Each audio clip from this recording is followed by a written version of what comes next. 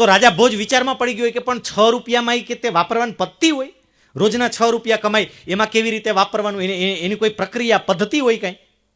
એમણે પૂછ્યું, ભાઈ એટલું કે ને, તું રોજના 6 રૂપિયા કમાય છે, વાપરે છે કેવી રીતે? પેલો કઠિયારો જવાબ આપે છે કે હું રોજના 6 રૂપિયા કમાઉં છું, 6 રૂપિયામાં 1 રૂપિયો હું કરજ ચૂકવવા માટે વાપરું છું, 1 રૂપિયો હું વ્યાજે મૂકું છું, 1 રૂપિયાનો હું વેપાર કરું છું, 1 રૂપિયાનો હું ટેક્સ ભરું છું, કર ભરું છું, 1 રૂપિયો એનું હું મૂડીરોકાણ કરું છું, ઇન્વેસ્ટમેન્ટ, અને 1 રૂપિયો હું વાપરું છું.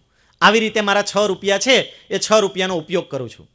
રાજા ભોજને કંઈ ખબર જ ન પડી કે એક તો 6 રૂપિયા કમાય, એમાં કોકને વ્યાજે આપે ને, કરજ ચૂકવે ને, 1 રૂપિયાનો વળી વેપાર કરે ને, આ 1 રૂપિયાનું મૂડીરોકાણ કરે, 1 રૂપિયો ટેક્સ ભરે, આવું જ કંઈ હોતા હશે કંઈ, એને કંઈ ખબર ના પડી.